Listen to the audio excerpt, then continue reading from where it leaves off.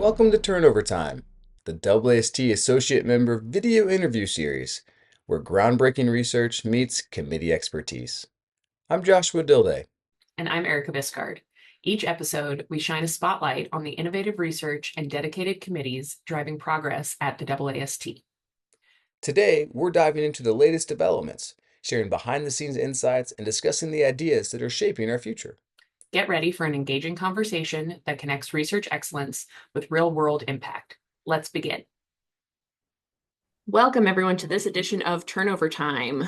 We're very lucky this week to be doing another committee spotlight on the Health Economics Committee. I am joined today by Dr. Diane Haddad, who's an assistant professor of surgery at the University of Chicago, and my own partner, Dr. John Scott, who's an associate professor of surgery here at Harborview Medical Center.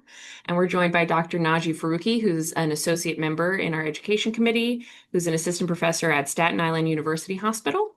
And we will be talking today about financial toxicity after trauma and acute care surgery, recommendations for measuring long-term financial hardship. The objective is to standardize measurement of long-term financial hardship in trauma ACS patients. The background involves material burden plus psychosocial stress plus coping behaviors that lead to delayed or foregone care. There is a high prevalence, around 40 to 80% of this leading to worse outcomes, with a disproportionate impact on working-age patients. The methodology of the paper includes AAST framework that incorporates 5 domains: medical, non-medical, income loss, delayed care, distress, and 5 mediators: insurance, out-of-pocket costs, assistance, employment, income. The pearls from this paper are implementation, screen all patients, use standardized questions, longitudinal follow-up around like baseline at 6 month and 12 month. The core takeaways are patient-centered outcomes. They require multi-domain and longitudinal tracking that helps us enable intervention. So what inspired this work? Yeah, thanks so much for the opportunity to present the work of the committee. This is the third paper in a series that we've been putting together over quite some time. And what I really love about this work is it has started and always remains really patient-centered.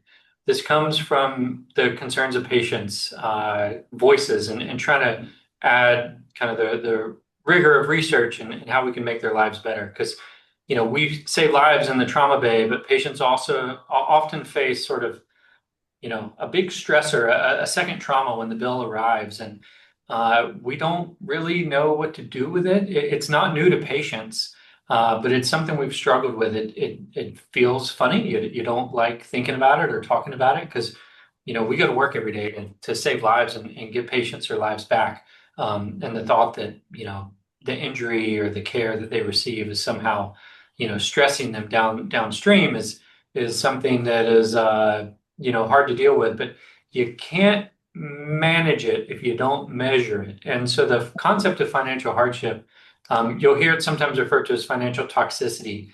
That's because it came from the cancer literature. In cancer, they talk about what are the side effects of not just cancer, but the treatment. They talk about radiation toxicity, chemotoxicity, and it came to be real clear that financial toxicity was something that the cancer patients were facing. And they started kind of coining the phrase and making it a real entity to observe and measure back in maybe 2010 or so. And so this is not new to patients, but it's new to us to have a framework, because if you don't have a way to understand it, if you don't have a way to measure it, if you don't have a way to see how it relates to clinical outcomes, then it's just something that makes you feel bad, but nothing you can actually do. You can't design programs to fix it. You can't advocate for policy to make it go away. And so the whole goal of this body of work that's really been building over the last 5 years or so, and the AAST Health Econ Committee has really taken a lead in promoting to make it practical, to say, how do we take these ideas, make sure they're methodologically rigorous, but then turn them into like a real deliverable to help patients, and then also help us zoom out and see the bigger picture and how we can get involved in the policy work.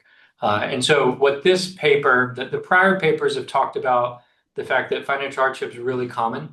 4 out of 10 trauma patients nationwide say, I have bills I can't pay, or I'm delaying care because I can't afford my bills. And when we look at kind of that sequence, we see that people that have bills they can't pay are more likely to delay care, and people that delay care are more likely to have worse long-term health outcomes. So there's a pretty simple pathway of how this all comes together to affect patients. And the first two papers from the committee went a little bit into kind of these concepts of how it gets to the patient. In this one, we really wanted to make it practical. And this is where Dr. Haddad really took the lead, helped us put it into something to like really make it something we can use for the patients in front of us going forward. Wonderful. Thank you for that. Dr. Haddad, what implications does this have for your practice or anyone's practice on a Yeah, I think this is a really important question because it gets at what Dr. Scott was talking about related to this is an important patient-reported outcome. This is something that matters to patients in their recovery. And it's our job as trauma and acute care surgeons to pay attention to what matters to patients. So out of that, and looking at some of the things that have been written in the oncology literature, really when we think about financial hardship as a patient-centered, patient-facing concept, there are really three main domains that we think about related to financial hardship. The first one being material hardship, as you, Naji, mentioned. And this is the related to the actual bill and related to the actual injury and not being able to achieve the care that you need or what you need to do that. So related to material hardship, there's unpaid medical debt. You get the bill that has a number. As a result of that, you may not be able to work, so your income is affected related to material hardship. And then you have all the other expenses. Your rent is still due. You still owe your utility bills. So these constructs all fall under material hardship directly related to the bill.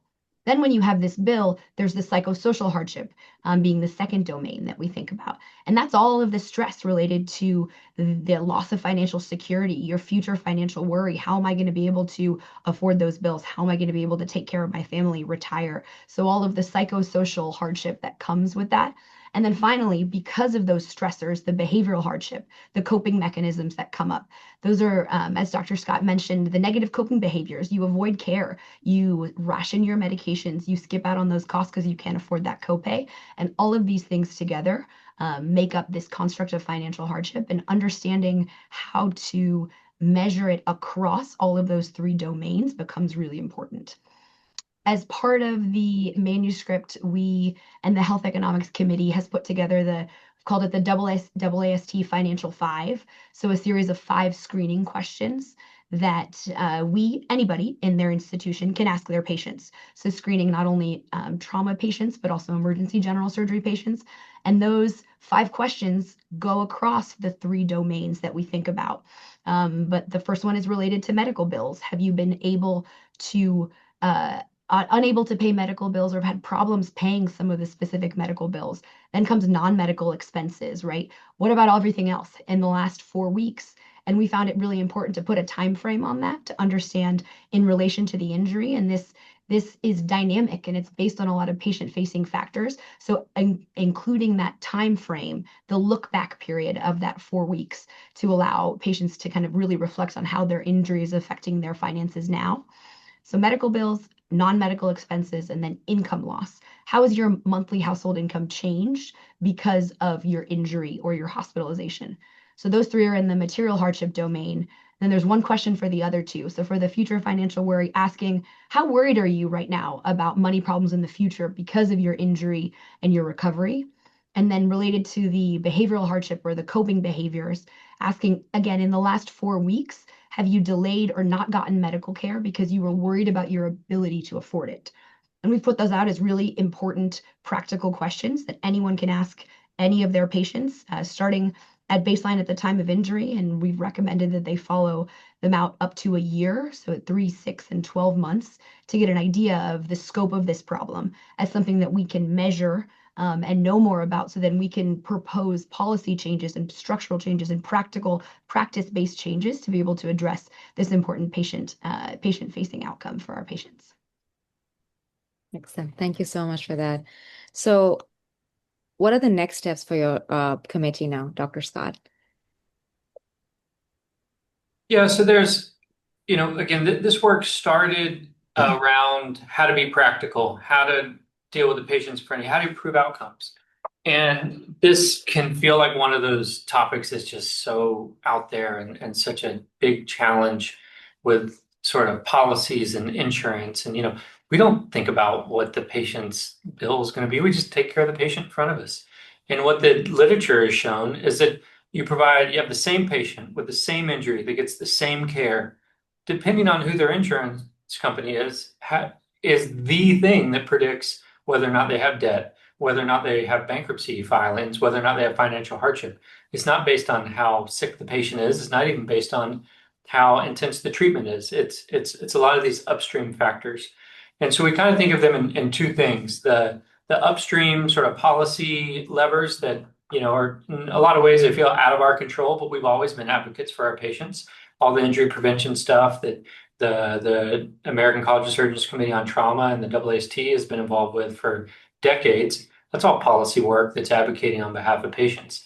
And then there's the downstream, once the patients have already been in front of you and been affected and impacted. I'll just cover some of the upstream policy stuff, and then I'll hand it over to Dr. Haddad, who's doing a lot of the downstream stuff. We kind of think of it's going to be a patchwork. There's no one solution that's going to make it all better. But there's sort of buckets of the types of policies that we see are really effective. And right now, it's all driven by state policy. The federal restrictions and regulations and protections that were part of the ACA, right? The first word of the ACA was Affordable Care Act. Turns out a lot of those either never had teeth to begin with or are being reversed or undone or unwritten right now in the current environment. And so we're really looking at states who are leading the way on this. And there's kind of, 3 or 4 buckets of these policies go in. The first is around screening and financial assistance. And that's sort of screening people who may be at risk for financial hardship. And that's something that we hope our tools can help people do. But that's, mandatory screening, presumptive eligibility, stuff that's kind of happening at the hospital, but there are policies that can dictate, when that's required. And then there's things around the bill itself. And that's, protections against, out-of-network bills or restrictions on out-of-pocket spending. This is the price transparency, the No Surprises Act, closing the loopholes in the No Surprises Act, facility fee restrictions. This is where sort of people may be gaming the system and they think it's no harm, no foul, but it's actually the patient that's falling victim to it. And the last is what happens when you get the debt. And these are the protections around debt collection, credit reporting, legal remedies, and things. And there's these things called extraordinary collection actions. This is like garnishing wages and liens on houses. Can you imagine this? You're like, get a car crash, you get injured, you can't work, you get a bill you can't pay, you make it back to work, and then these collections agencies are taking the money that you're making, before it even comes to you. That seems like a system that's kind of broken. And so, anyways, these are big advocacy policy things. They're pretty hot topics. There's, every state legislature cycle. Washington has about 5 or 10 of these that have been passed over the last 6-7 years. And so there's a lot of pieces because it's not going to be one solution. It's going to be patchwork. Things like universal health insurance and single payer and all that is for another era. But right now, I think it's going to be sort of states as little laboratories of policy that work. And for a lot of people, that feels so out of bounds of what we do in the day to day. And so we wanted to really take this stuff to be practical. And I'll let Dr. Haddad talk about what we're recommending and even another publication that the committee is working on right now.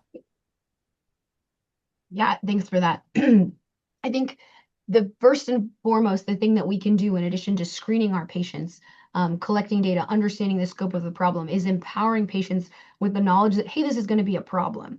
That's not what patients are thinking about when they're recovering in our hospital. When you're on the floor with your injury, you're trying not to be in pain. You're not thinking about, hey, what do I need to do from a protection standpoint to prevent myself from being in a vulnerable situation? So some of the work that the committee's working on, that working on here at my institution, is this idea of how do we educate and empower and screen patients early and let them say, hey, this is going to be a problem. Don't let it affect your health. How do we stop this before it starts? So that's identifying resources early. There's a lot that the cancer world has done around financial navigation in response to this understanding of the problem of financial toxicity for cancer patients. And I think it is on us to do the same for our trauma patients, right? How do you develop and empower financial navigators? So at every institution across the country, your hospital is incentivized to enroll patients who are uninsured in insurance. And we know that specifically trauma patients have a high burden of uninsurance when they come in. So you already have financial counselors at your hospital talking to patients about this and screening them for Medicaid eligibility or emergency Medicaid or HPE. But there are also a number of other resources that your care coordinators and navigators can help connect patients to based on their injury, whether they are a victim of a crime and it's crime victim compensation or no fault auto insurance if they are in a car accident, or do they need to apply for disability and what that looks like. So the next steps from the committee standpoint is we're developing a patient-facing financial hardship screening guide. And the whole point is to have basically a template that you hand to your patients plus minus with a stapled copy of our article if they're bored and in the hospital. But the whole idea is you give them a checklist that says, hey, while I'm in the hospital, I'm sitting here not doing anything. How can I get my bank statements to allow my Medicaid application to go through? How can I think about filing a claim for my auto insurance, writing down the claim number, giving that to the care coordinator at my institution so that I don't get stuck with that bill?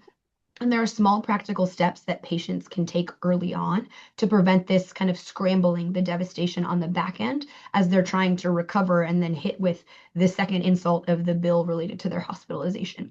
And so we hope to build on this work to continue to make that more accessible for our patients across the country. Excellent. Thank you so much for that, and good luck with the next adventure. Hey, thanks.